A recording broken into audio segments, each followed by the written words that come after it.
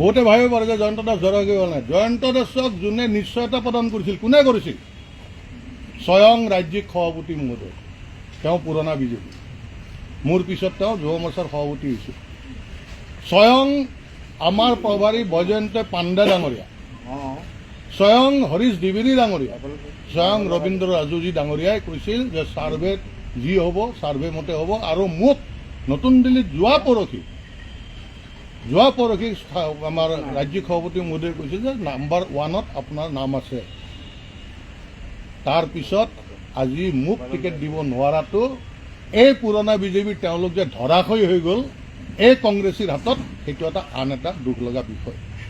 তৃতীয় বিষয় যে ছাৰ্ভে মতে দিম বুলি গোটেই যিমান আমাৰ কাৰ্যকৰ্তা আছিল, একদম বয়োজ্যেষ্ঠসকলৰ পৰা একদম কনিষ্ঠসকললৈ মহিলাসকলক, এই গোটেই কেইদিন খালি তেওঁলোকে কৈ থাকিলে যে ছাৰ্ভে মতে দিম। কি হ'ল? ছাৰ্ভে মতে কি ছাৰ্ভেৰ বাহিৰৰ পৰা আহে নেকি? আজি যিটো প্ৰদ্যুৎ বৰদলৈ, আজি সেই প্ৰদ্যুৎ বৰদলৈ যে আজি দিলে, তেওঁ কি ছাৰ্ভেত নাম আছিল নেকি?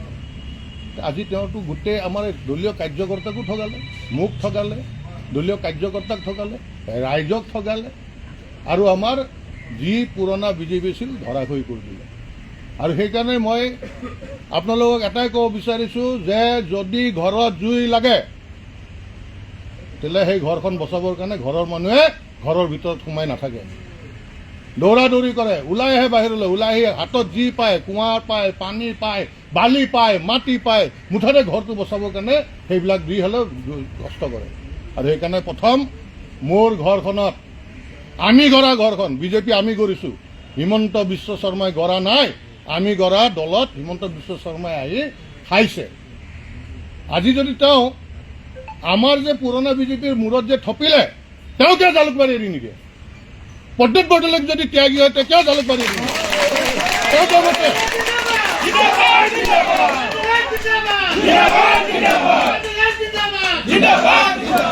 দম আছে, দিয়ক। আজি তেওঁ মোক নালাগে টিকেট, দিয়ক জালুকবাৰীৰ পৰা প্ৰদ্যুৎ বৰদলৈক, দিয়ক চিফ মিনিষ্টাৰ পদ এৰি দিয়ক।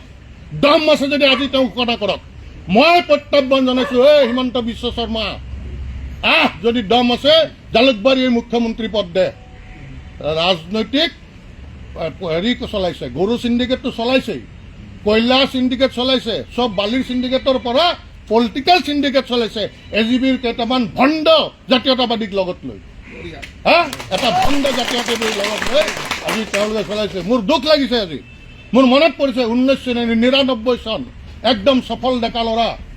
আজি সেই নৰেন্দ্ৰ মোদী ডাঙৰীয়াক যেতিয়া আমাৰ অফিচৰ পৰা এখন পুৰণা চমু গাড়ী দিছিল, শ্বিলং যাব লাগে, আৰু তেতিয়া তেওঁ কৈছিল এই গাড়ীখন ইমান বেয়া, মোৰ অলপ গাটো বেয়া হৈ আছে। তেতিয়া মই মোৰ নতুন এখন মাৰুতি এষ্টিম আছিল, মাৰুতি এষ্টিমত তেওঁক লৈ গৈছিলোঁ। গোটেই ৰাতি তেওঁৰ লগত আছোঁ, পিছদিনা তেওঁৰ লগত আহিছোঁ। আজি সেই কাৰ্যকৰ্তা এজনক আজি এই কংগ্ৰেছীৰ কাৰণে আজি তেওঁ গমেই নাপায় যে তেওঁ এনেকুৱা এজন নিষ্ঠাৱান কাৰ্যকৰ্তাৰ নাম কাটি যোৱা কালিলৈ কংগ্ৰেছ কৰি থকা পচা গেলা আজি সেই যিসকলক আজি আনি তেওঁ টিকেট দিছে। এই কথাটো অন্ততঃ যদি নৰেন্দ্ৰ মোদীয়ে গম পায়, এবাৰ হ'লেও তেওঁ দুখ কৰিব যে মই এনেকুৱা এজন কাৰ্যকৰ্তাৰ টিকেট কাটিলোঁ যি 35 বছৰে নিজৰ ঘৰখনৰ পৰা মুখৰ পৰা কাঢ়ি জীৱন যৌৱন আজি সেই দলটোক দিলে, আমাৰ দলটোক দিলে। সেইকাৰণে বন্ধুসকল, যে স্পষ্ট কথা, মই ঘৰৰ পৰা নিজৰ ঘৰখন বচাবৰ কাৰণে মই এটা নতুন ৰাজনৈতিক দল খুলিম। শদিয়াৰ পৰা ধুবুৰীলৈ আমাক যিমান আমাৰ কাৰ্যকৰ্তাক উপেক্ষিত হৈ আছে, আজি যিমান কাৰ্যকৰ্তাৰ বাবে আজি বিজেপিৰ দল আজি পাৱাৰত আছে, যাৰ কাৰণে আজি এইসকল কংগ্ৰেছী আহি আমাক লাহে লাহে নোহোৱা কৰি আমাক ধ্বংস কৰি নিজে গোটেই হেৰি মানে অধিগ্ৰহণ কৰি ল'লে, তাৰ বিৰুদ্ধে মাত মাতিবৰ কাৰণে। আৰু আমি সমগ্ৰ অসমত সময় অভাৱ, অন্ততঃ মই আজিৰ পৰা ফোনেৰে আৰম্ভ কৰিম আৰু এই দলটোৰ জৰিয়তে আমাৰ মূল দলটোক ৰক্ষা কৰিব লাগিব। কাৰণ বাজপেয়ীজীৰ আদৰ্শ আমি আহি অসমৰ স্বাৰ্থত, অসমীয়াৰ স্বাৰ্থত বিজেপি কৰিছিলোঁ। অসম আন্দোলন আমি নিজে দেখিছিলোঁ। আজি অসম আন্দোলন আৰম্ভ হওঁতে ক্লাছ 6ত আমি আছিলোঁ, অসম আন্দোলন শেষ হওঁতে ক্লাছ 11ত অসম আন্দোলন শেষ হৈছিল। আৰু এইখিনি সময়ত বাজপেয়ীজী, আদৱানীজীয়ে অসম আন্দোলনত অসমীয়াৰ লগত থিয় হৈছিল আৰু সেই ফুলকমলীয়া বয়সতে এই বিজেপিত গৈছে আৰু সেই আদৰ্শও নাই, আজি সেই বিজেপিও নাই। আজি সেইকাৰণে স্পষ্টভাৱে আমি দল খুলিম আৰু এই প্ৰত্যাহ্বান হিমন্ত বিশ্ব শৰ্মা ডাঙৰীয়া স্পষ্টভাৱে শুনক, 2006 চনত আপোনাৰ বিৰুদ্ধে আপোনাৰ জাগাত গৈ 6,000 ভোট পাইছিলোঁ। আপোনাৰ যদি দম আছে প্ৰদ্যুৎ বৰদলৈক দিছপুৰৰ পৰা জিকাই দেখাওক। আপোনাৰ এই আপনাৰ সিন্ডিকেটৰ টকা উৰুৱাই দিছপুৰৰ ভোটাৰক ভোট কিনিব নোৱাৰে। দিছপুৰীয়া ভোটাৰ আপোনাৰ টকাত বিক্ৰী হোৱা বিকাও ভোটাৰ নহয়। আপোনালোকৰ বিকাও ভোটাৰ আমাৰ দিছপুৰীয়া ৰাইজ নহয়। আপোনাৰ দম আছে যদি প্ৰথম প্ৰদ্যুৎ বৰদলৈক এৰি দিয়ক, দিছপুৰ জালুকবাৰী মুখ্যমন্ত্ৰী তেওঁ ঘোষণা কৰক, নহ'লে দিছপুৰত আহক। আছো হৈ আছো আৰু আপোনাৰ মুখ্যমন্ত্ৰীৰ সপোন চবকে টুপি পিন্ধাই মুখ্যমন্ত্ৰী হোৱাৰ সপোন। এইখন প্ৰকাণ্ড ৱাল এইবাৰ আপোনাৰ বিৰুদ্ধে থিয় হ'ব। সকলোকে একত্ৰিত কৰাৰ সময় কম হ'ব, কিন্তু আপোনাৰো এই 2 নম্বৰ টুপি পিন্ধি ৰাজনৈতিক অভিগণ্ডি পূৰণ হোৱাৰ বাবে আমি বিজেপি কৰা নাছিলোঁ। এই তেজ আমি পানী কৰা নাছিলোঁ। আপুনি আপোনাৰ ঘৰৰ পৰিবাৰে অজগৰৰ দৰে সকলো মাটি খোৱাৰ কাৰণে আমি চৰকাৰত আপোনালোকক অনা নাছিলোঁ। আমি আনিছিলোঁ জাতিৰ কাৰণে, আৰু এই জাতিৰ কাৰণে মাত মাতি আহিমে। প্ৰথম চৰ্ত হ'ব আমাৰ দলৰ স্পষ্টভাৱে কোনো কংগ্ৰেছীক কোনো মন্ত্ৰীসভাত ৰাখিবই নোৱাৰিব। তেতিয়াহে আমি সমৰ্থন কৰিম। বিজেপি হৈ বিজেপি হৈ মৰিম। যদিও পদত্যাগ কৰিম সেইটো আনুষ্ঠানিকতাহে, অন্তৰৰ পৰা বিজেপি পদত্যাগ নকৰোঁ। কোনো কংগ্ৰেছীক আহিয়ে কোনো বিষয়ভাৱ দিব নোৱাৰিব। আমাৰ পুৰণি বিজেপিৰ কাৰ্যকৰ্তাৰ স্বাৰ্থত এই কামখিনি কৰিম। দলৰ কাৰণে, ৰাইজৰ কাৰণে আমি দল কৰি যাম।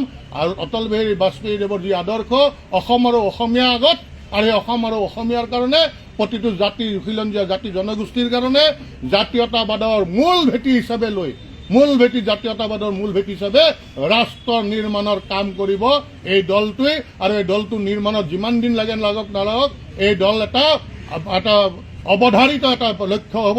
আৰু কোনো কংগ্ৰেছীক এনেকুৱা ধৰণৰ অপহৰণ কৰিব দিয়া নহ'ব। কাৰণ এওঁলোক কোন জাতৰ জানে? কিন্নৰৰ কাৰণে যদিও ৰিজাৰ্ভেশ্যন দিলেহেঁতেন, এওঁলোকে কিন্নৰ হৈ লৈ হ'লেও সেই ৰিজাৰ্ভেশ্যনত খেলা মানুহ কিন্নৰ হৈ ৰিজাৰ্ভেশ্যনত খেলিলেহেঁতেন। এনেকুৱা নিকৃষ্ট মানুহ যোৱাকালিলৈ আমাৰ বিজেপিক গালি পাৰি আছে। যোৱা 30-35 বছৰ সেই কংগ্ৰেছে তেওঁলোকক কি দিয়া নাছিল, কি পদ দিয়া নাছিল। আজি সেইসকলে আজি আহি আমাৰ ইয়াত তেওঁলোকে আমাক দিব। আজি ৰাইজক কোন পলৰীয়া তেওঁ মাৰ্ঘেৰিটাৰ পৰা পলালে, নগাঁৱৰ পৰা পলালে, এইবাৰ দিছপুৰৰ পৰা আহিব, তাৰপিছত দিছপুৰৰ পৰা পলাব। দিছপুৰীয়া ৰাইজ এই আঁচনিত ভুল যোৱা নহয়। আৰু এটা কথা, হিমন্ত বিশ্ব শৰ্মা ডাঙৰীয়া, আপুনি পকেটৰ ধন আঁচনিক দিয়া নাই, লোন লৈ আঁচনি দিছে আৰু লোন লৈ কাম কৰি আছে। অসমৰ ৰাইজক ধাৰুৱা বনাই আছে, ধাৰুৱা। এনেকুৱা এটা বিপদত লৈ গৈ আছে যে এটা সময়ত আমাৰ ডেকা ল'ৰাবিলাকে অসমত উশাহ ল'ব নোৱাৰিব। আপুনি যি লেতেৰা ৰাজনীতি কৰিছে। আৰু সেইকাৰণে আজি সেই ভণ্ড জাতীয়তাবাদৰ বিৰুদ্ধে আমি গুজৰি উঠিছোঁ। আৰু এই গুজৰণি শদিয়াৰ পৰা ধুবুৰীলৈ আপোনালোকে উপলব্ধি কৰিব। আপোনালোকৰ এই যে মানুহক টুপি পিন্ধাই আপোনালোকে যি ভাবিছে সেই আপোনালোকক কৰিব দিয়া নহ'ব।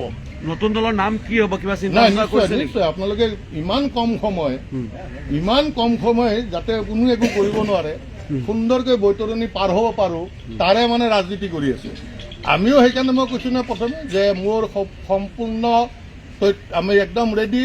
23 তাৰিখে মই নমিনেশ্যন দিম। 23 তাৰিখে দিনৰ 12:30 বজাত নমিনেশ্যন দিম। আৰু এই নমিনেশ্যন এইকাৰণে দিম, ৰাইজে বিচাৰিছে। আৰু ময়ো ভোটাৰ, মই দিছপুৰৰ ৰাইজ। মই এনেকুৱা কংগ্ৰেছীক, কালি নথকা কংগ্ৰেছীক আজি আহিব ৱাশ্বিং মেচিনত গা ধুই ল'ব, আৰু তেওঁ আহি আমি তেওঁক ভোট দিম। ৰখি আছোঁ আমি ভোট দিব। আমাৰ ৰাইজ ৰখি আছে, আহকচোন। মই কৈছোঁ নহয়, তেওঁৰ সেই কয়লা কলা ধনৰ পইচাৰ লোভত আমাৰ বিজেপিৰ আমাৰ ৰাইজ ৰখি থকা নাই, দিছপুৰৰ ৰাইজ। বিধায়কগৰাকীয়ে আশ্বাস দিছে যদি আপুনি নিৰ্বাচন খেলে তেওঁ হয়তো সমৰ্থন দিব, এটা ইংগিত দিছে। নহয়, চাওক এটা কথা বিশ্বৰ ভিতৰত আমাৰ দল ডাঙৰ দল, বিশ্বৰ ভিতৰত আমাৰ ডাঙৰ বেছি কাৰ্যকৰ্তা, দিছপুৰত কি কাৰ্যকৰ্তাই নোহোৱা হ'ল? দিছপুৰীয়া ৰাইজ, গুৱাহাটীৰ বাকী ৰাইজ কি আমি কিন্নৰ নেকি? যে আমাক ওপৰৰ পৰা আনি দিব আৰু তাকো কোনে ৰিজেক্টেড গাদ্দাৰ। আমি ভগৱান শ্ৰী ৰামচন্দ্ৰক পূজা কৰোঁ, কিন্তু সেই ৰামচন্দ্ৰক সহায় কৰা বিভীষণকো আমি ক্ৰিটিচাইজ কৰোঁ। আমি সদায় কথাত কহি ঘৰ শত্ৰু বিভীষণ, ঘৰ শত্ৰু বিভীষণ কাৰো নহয় যদি ভগৱান ৰামচন্দ্ৰক সেৱা কৰিছিল। আজি যিটো দলক গাদ্দাৰী কৰিছে এই দলটোক গাদ্দাৰী কৰোঁতে কিমান দিন লাগিব? আজি পলিটিকেল চিণ্ডিকেট এটা তৈয়াৰ কৰি আছে। পলিটিকেল চিণ্ডিকেট কেনেকৈ ৰাইজৰ কাৰণে নহয়, কেনেকৈ তেওঁ পুনৰ মুখ্যমন্ত্ৰী হ'ব পাৰে আপোনালোকে যাতে আজি তেওঁক প্ৰশ্ন কৰে, আৰু তেওঁ যাতে কোনো জয়ন্ত দাসৰ নামত বুজনিমূলক বক্তব্য নাৰাখে এই কথাটো তেওঁক ইয়াৰ পৰাই কৈ দিলোঁ। তেওঁক কৈ দিলোঁ যে কোনো মোক বুজনিমূলক বক্তব্য যাতে নাৰাখে। মই তেওঁ কিমান তেওঁ মানে বুদ্ধিমত্তা, কিমান তেওঁ ভাল বক্তা, আহক এইজনো ৰখি আছোঁ তেওঁৰ কাৰণে। খোজে প্ৰতি তেওঁ উজুতি খাব। ৰাতি প্ৰেছাৰৰ টেবলেট আগতে যদি 2টা খাইছিল, এই ইলেকশ্যনত 10টাকৈ খাব লাগিব, 10টাকৈ খাব লাগিব কৈ দিছোঁ। আমি নিষ্ঠাবান বিজেপি কৰ্মী। বিজেপি যেতিয়া কৰিছিলোঁ তেওঁলোকে কংগ্ৰেছত আছিল, আমাক তেওঁলোকৰ গুণ্ডা বাহিনী মাৰিব আহিছিল, এদিনো মাৰিব পৰা নাছিল আমাক। আমাৰ এইখিনিত দম আছে, আমি তেওঁলোকৰ ফেপেৰি পাতি উঠাই দিছিলোঁ। তাৰপিছত তেওঁ আমাৰ ঘৰত আহিছেতো আৰু ভাবিছে তেওঁলোকৰ নিচিনা বিকাও আমাৰ বিজেপিৰ পুৰণা কাৰ্যকৰ্তা নহয়, আমি হলো বিক্ৰী যোৱা কাৰ্যকৰ্তা নহয়। আৰু সেইকাৰণে আজি তেওঁক প্ৰত্যাহ্বান জনাইছোঁ। এই প্ৰত্যাহ্বান তেওঁ যাতে গ্ৰহণ কৰে, যদিহে তেওঁ পুৰুষ হয়। যদি হিমন্ত বিশ্ব শৰ্মা পুৰুষ হয়, এই প্ৰত্যাহ্বান গ্ৰহণ কৰাৰ কাৰণে মই তেওঁক জনাইছোঁ, আহ্বান জনাইছোঁ। কেইটা সমষ্টিত এইবাৰ আপোনালোকে কি ভাবিছে, কেনেকুৱা কেইটা সমষ্টিত পৰিণত কৰিব কিবা ভাবিছে নেকি? যোৱাকালি ফোনত কেইবাটাও মানুহৰ লগত কথা পাতিছোঁ। মোৰ নিজা নেটৱৰ্ক আছে, টিম আছে, কিন্তু আমি এতিয়া যে ইমান কম সময়ৰ ভিতৰত কোন হ'ব কি হ'ব, আৰু সেই টেষ্টেড আৰু ৰিজেক্টেড এই দলটোত কোনো নাথাকিব। অসমৰ ৰাইজৰ দ্বাৰা টেষ্টেড আৰু ৰিজেক্টেড কোনো নাথাকিব। ফ্ৰেছ ব্লাড, যাৰ গাত কোনো চেকা নাই, কোনো চিণ্ডিকেটৰ চেকা থকা, বেলেগত টিকেট নাপায় জাকে তাকে ইয়াত লোৱা লাগে। শিয়ালৰ জাক জাক মোক দৰকাৰ নাই, সিংহৰ এটাই। আমি শিয়াল নুগুটাও এইবাৰ, সিংহ ল'ম। যোন সিংহ আছে তেওঁলোকক ল'ম। পুনৰবাৰ কৈছোঁ, ৰাইজৰ দ্বাৰা ৰিজেক্টেড তাকো ইয়াত লোৱা নহ'ব। ৰাইজৰ দ্বাৰা আৰু কোনো চিণ্ডিকেট বা আন যিকোনো বদনাম থকা মানুহ আমাৰ এই দলত আহিব নোৱাৰিব। দলৰ নাম, দলৰ কি হ'ব, আমাৰ গোটেইখিনি আপোনালোকক জনোৱা হ'ব। ধন্যবাদ। কেৱল আচলতে বিজেপি এতিয়া সলনি হৈছে নেকি? কাৰণ কি এই যিখন তালিকা, এইখনতো নিশ্চয়কৈ আপোনালোকে কেন্দ্ৰীয় নেতৃত্বৰ দ্বাৰা অনুমোদিত এখন তালিকা। ক'ৰবাত নহয় ক'ৰবাত অটল বিহাৰী বাজপেয়ীৰ যি বিজেপি আছিল সেয়া বৰ্তমান সামগ্ৰিকভাৱে সলনি হৈছে নেকি? ইয়াতে হৈ গ'ল যে মুখ্যমন্ত্ৰী হৈ থাকিবৰ কাৰণে বেকবনলেছ যিমান আছে সেইবিলাকক টিকেট দিছে, হয় হুজুৰ কৰা। আৰু এইটো যে এনেকুৱা মাৰাত্মক আত্মঘাতী, সেই মানুহজনে যি সমষ্টি নহওক, যোন সমষ্টিৰে নহওক, বেকবনলেছ ব্যক্তিজনক পইচাৰ জোৰ জিকাই দিব। পইচাৰ জোৰ জিকাই দিয়াৰ পিছত তাত যিকোনো সিদ্ধান্ত ল'লে ক'ব, এই চুপ থাক, তোক টিকেট দিছোঁ, MLA বনাইছোঁ। সেই মানুহজনেও ক'ব, মোক টিকেটো দিছে, MLA বনাইছে, হয় ছাৰ আপুনি অহাবাৰো টিকেট দিব, অহাবাৰো MLA বনাম, মোৰ এটাই কাম আপুনি যি কয় হয় ছাৰ কোৱা। আৰু সেই হয় ছাৰ কোৱা মানুহ বনাই লৈছে, বনাই তেওঁ সপোন দেখিছে। এইবাৰ সেই সপোন পূৰণ নহয়। আৰু এটা স্পষ্ট কথা দেই, এই মোৰ পদক্ষেপৰ দ্বাৰা কংগ্ৰেছে 0.001% মোৰ লাভান্বিত হ'ব নিদিওঁ। কাৰণ কংগ্ৰেছ হ'ল অসমীয়া জাতিৰ শত্ৰু। কাৰণ তেওঁলোকে টুইষ্ট কৰি দিয়েতো, টুইষ্ট কৰেতো। তেওঁ ভাল অৰেটৰ নহয়তো হিমন্ত বিশ্ব শৰ্মা। তেওঁ এজন ডিবেটৰ আছিল কলেজত। ডিবেটৰৰ কামেই কি হ'ল, সপক্ষে বা বিপক্ষে। বিপক্ষে মানে প্ৰথম শব্দটো হ'ল যে সূৰ্য পূব পিনে ওলায়, বিপক্ষে হ'লে তাৰ এগেইনষ্টত ক'ব লাগে। যুক্তিটো কিমান ভাল দিছে সেইটোৰ ওপৰত তেওঁ পুৰস্কাৰ পায়। তেওঁ সৰুৰ পৰাই তেওঁৰ অভিজ্ঞতা আছে মিছাক সঁচাকৈ মানুহৰ মাজত প্ৰচাৰ কৰা। আৰু সেইকাৰণে আজি কৈ দিছোঁ পুনৰবাৰ, আমাৰ এই পদক্ষেপৰ দ্বাৰা কেৱল বিজেপিয়ে লাভান্বিত হ'ব, কিন্তু আৰু সেই কংগ্ৰেছীসকল হেৰি হৈ থাকক দেই। আমাৰ ফালৰ পৰা সেই যিসকল কংগ্ৰেছী মুঠ খলায়, যিসকল দৰকাৰ হ'লে কিন্নৰ হ'বলৈও হেৰি মানে তেওঁলোকে চিন্তা নকৰে, সেইসকল কিন্তু সজাগ হওক। আমি বিজেপিক ক্ষতি নকৰোঁ, বিজেপিক আগুৱাই দিম। আমাৰ চৰ্ত থাকিব, আৰু এই দলটো এইকাৰণে কৰিছোঁ যাতে আমি দলটোৰ জৰিয়তে অনাগত দিনত আমাৰ বিজেপিৰ ঘৰখন সুন্দৰ আৰু আমি সম্পূৰ্ণভাৱে শক্তিশালী আৰু মজবুত কৰিব পাৰোঁ আৰু এই অপশক্তিৰ পৰা যাতে ঘৰখন বচাব পাৰোঁ। এই জুই হ'ল ঘপকৈ লগা জুইকুৰা অপশক্তি হয়। ঘৰ এখনত যদি ঘপকৈ একুৰা জুই লাগি যায়, সেই জুইকুৰা নুমাবৰ কাৰণে সকলোৱে দৌৰাদৌৰি কৰে, সেই জুই নুমাবৰ কাৰণে পদক্ষেপ লৈছোঁ। আজি যিখন তালিকা প্ৰকাশ পাইছে তাত অধিকাংশই কিন্তু কংগ্ৰেছৰ পৰা অহা যিসমূহ প্ৰাৰ্থী বিশেষকৈ বিজেপিত যোগদান কৰিছে, কোনোবাই মন্ত্ৰী হৈছে বা কোনোবাই নতুনকৈ আহিয়ে টিকেট পাইছে। কি ক'ব এই সমগ্ৰ বিষয়টো? আপোনালোকৰ সভাপতি আছিলে, তেওঁতো একেবাৰে গ্ৰাছৰুটৰ পৰা বিজেপি কৰা বুলি কয়, নীতিৰ কথা কয়, আৰু তাত এই ধৰণৰ কিয়? আৰে মইতো তাকে কৈছোঁ, লাজ পাইছোঁ, দুখ পাইছোঁ। প্ৰথমেই কৈছোঁ যে যিসকল পুৰণা বিজেপি, দিলীপ শইকীয়া, আমাৰ প্ৰভাৰী, আমাৰ ৰবীন্দ্ৰ ৰাজু, গোটেই জীৱন বিজেপি দিলে, সংঘ কৰিলে, আজি সেইসকলে ধৰাশায়ী হৈ গ'ল। মোৰ আৰু এটা কথা ক'ব পাহৰিছোঁ, যেনেকৈ মই স্পষ্টভাৱে ষ্ট্ৰংলি কংগ্ৰেছৰ বিৰুদ্ধে চৰণত থাকিম, ঠিক তেনেকৈ মোৰ প্ৰধান কথা হ'ব যে দৰকাৰ হ'লে কোনোবা সংঘৰ হওক বা অসমৰ ভাল মানুহ এজনক মুখ্যমন্ত্ৰী প্ৰক্ষেপ কৰক, এই কোনো কংগ্ৰেছীক যাতে মুখ্যমন্ত্ৰী নাপাতে, কোনো কংগ্ৰেছীক যাতে মুখ্যমন্ত্ৰী নাপাতে। আজি সংঘটো বহুত, সংঘৰ আমি প্ৰথম বৰ্ষ কৰা সংঘটো বহুত এনেকুৱা ত্যাগী মানুহ আছে, যি হাৱাই চেণ্ডেল পিন্ধি শুকান হাতত তক্তাৰ ওপৰত ৰাতি শুই জীৱন নিৰ্বাহ কৰে। বিদগ্ধ পণ্ডিত আছে, আহক তেওঁলোকক আগুৱাই দিয়ক না, তেওঁলোকক আগুৱাই দিয়ক না। যেনেকৈ প্ৰভুভক্ত কুকুৰ বুলি কয়, সেনেকৈ কুকুৰৰ দৰে দিনে ৰাতি কাম কৰিম, কষ্ট কৰিম, কাৰণ অসমৰ স্বাৰ্থত, অসমীয়াৰ স্বাৰ্থত মাত মতাৰ সময় আহিল। আৰু ভগৱানেও বিচাৰিছে চাগে যে একদম আপোচ নকৰা মানুহ হিচাপে তই টিকেট দিলে তইতো আকৌ MLA হৈ তাতে থাকিব লাগিব, মূৰ তল কৰি থাকিব লাগিব, নাই তই ওলাই আহ, তোৰ আজিৰ সময়ৰ আহ্বান। চাগে সেইকাৰণে ভগৱানে যি কৰে ভালৰ অৰ্থে কৰে, আৰু সেইকাৰণে চাগে মোক টিকেটটো নিদিলে, এটা হায়াৰ কৰি আনিলে। আৰু মই ক'লোঁ নহয়, ছিকিউৰিটি ফৰফিট কৰোৱাম। দিছপুৰত মই প্ৰদ্যুৎ বৰদলৈক ছিকিউৰিটি ফৰফিট কৰোৱাম, চাই থকা আপোনাৰ লিখিলে। মুখ্যমন্ত্ৰী ডক্টৰ হিমন্ত বিশ্ব হয়, বিশেষকৈ বিজেপিৰ টিকটৰ ক্ষেত্ৰত RSSৰ এটা মুখ্য ভূমিকা থাকে বা RSSৰ এটা ভূমিকা থাকে বুলি কয়। তাৰপিছত RSSৰ হৈ বা দীৰ্ঘকালীন দলৰ হৈ কাম কৰাৰ পিছত এনেদৰে কিয় বাৰে বাৰে ধৰি লওক আপুনি হওক বা অন্যান্য বহু সংখ্যক নেতাই কিয় বঞ্চিত হ'ব লগা হৈছে? RSSৰ প্ৰভাৱ অসম বিজেপিত লাহে লাহে নাইকিয়া হৈছে নেকি? নাজানো, সেইটো কথা তেওঁলোকে ক'ব পাৰিব। আমিতো এতিয়াও ভাবি আছিলোঁ তেওঁলোকে মেইন, কাৰণ আমি তেওঁলোকৰ তাতে হেৰি কৰোঁ। এতিয়া তেওঁলোকক আপোনালোকে স্পষ্টকৈ সোধা দৰকাৰ, কি যুক্তিত জয়ন্ত দাসৰ নিচিনা যোগ্যতা থকা, অতি নিষ্ঠাৱান, সুদীৰ্ঘ 3টা দশকৰ ওপৰত এটা দলক জীৱন যৌৱন দি সেৱা কৰা কিয় বঞ্চিত কৰিলে? তেওঁলোকে প্ৰশ্ন উত্তৰ দিব লাগিব, ৰাইজক দিব লাগিব, আৰু সেইটো প্ৰশ্ন আপোনালোকে তেওঁলোকক কৰক। আৰু মই সেইকাৰণে দুখ পাইছোঁ, প্ৰথমে কৈছোঁ যে দুখ পাইছোঁ যে কংগ্ৰেছীৰ উৎপাতত আমাৰ সংঘৰ সিদ্ধান্ত আৰু আমাৰ দলীয় নেতৃত্ব, পুৰণা নেতৃত্ব ধৰাশয়ী হৈ গ'ল। মুখ্যমন্ত্ৰী এতিয়া হিন্দুত্বৰ পোষ্টাৰ বয়, কিন্তু ইয়াতে আপোনালোকৰ কিবা আপত্তি আছে নেকি? যজ্ঞ পাতিম মই।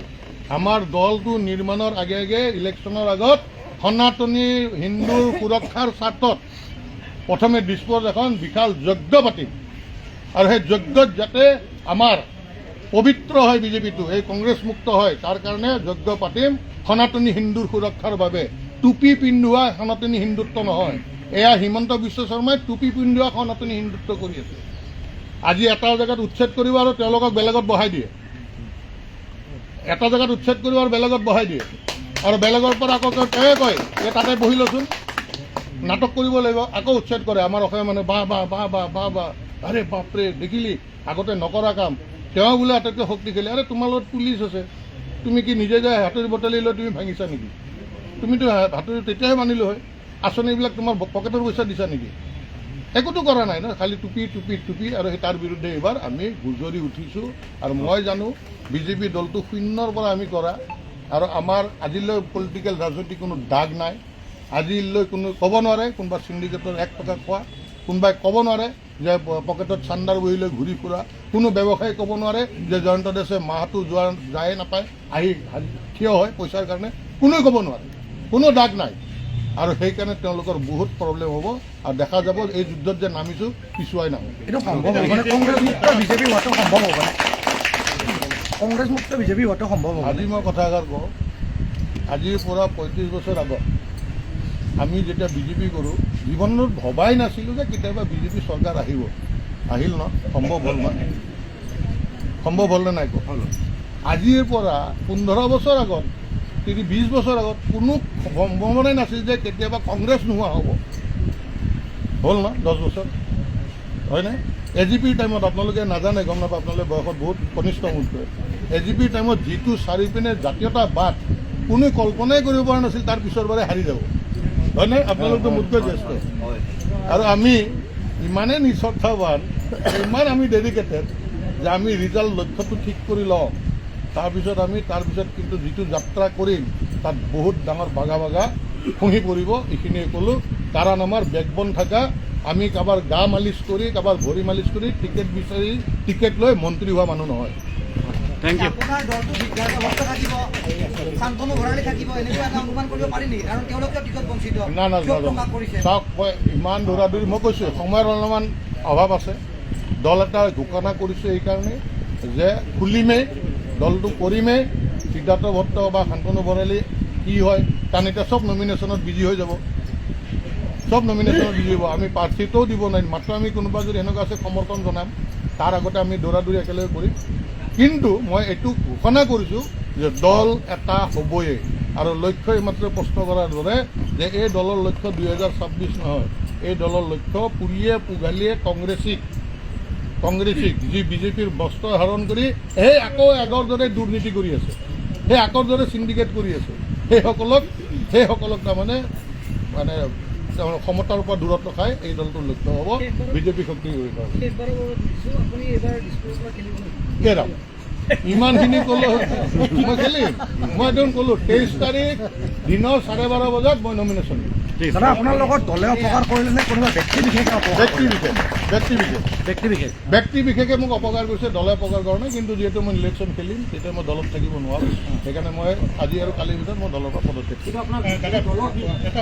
বিশেষকৈ যোৱাবাৰ আপুনি এটা বিশেষকৈ চৰ্চাত আহিছিলে যে যোৱাবাৰ মুখ্যমন্ত্ৰী আপোনাক নিজে কৈছিল যে দিছপুৰৰ টিকটটো এইবাৰ আপুনি ৰখক, অহাবাৰ আপোনাক প্ৰদান কৰা হ'ব। আৰু সেইজন এতিয়া বৰ্তমানৰ কেন্দ্ৰীয় মন্ত্ৰী কিন্তু কালি সংসদীয় বোৰ্ডৰ যিখন বৈঠক, য'ত টিকট ফাইনেল হোৱা বুলি কয়, তাতো আছিল। তাৰপিছতো এবাৰো প্ৰতিবাদ নহ'ল নেকি? এই ধৰণৰ যিটো কথা, যি সাধাৰণ বুজি পাইছোঁ। হিমন্ত বিশ্ব শৰ্মাই যোৱাবাৰ কৈছিল যে অহাবাৰ দিয়া হ'ব। মুখৰ ভেলু থাকিব লাগিবতো।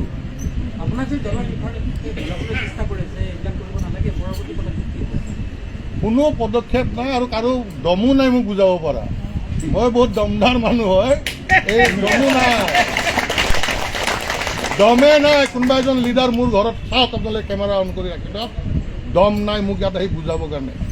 আৰু এটা সৌজন্যতা নহ'ল, ইমান জ্যেষ্ঠ, মই আজিৰ তাৰিখত দিলীপ শইকীয়াতকৈ মই দলত জ্যেষ্ঠ, এটা সৌজন্যতামূলক এটা মোক ফোন নকৰিলে যে দাদা আপোনাক দলীয় টিকটৰ পৰা বঞ্চিত কৰিছোঁ, কিন্তু আপুনি একো সংগ্ৰাম নকৰিব।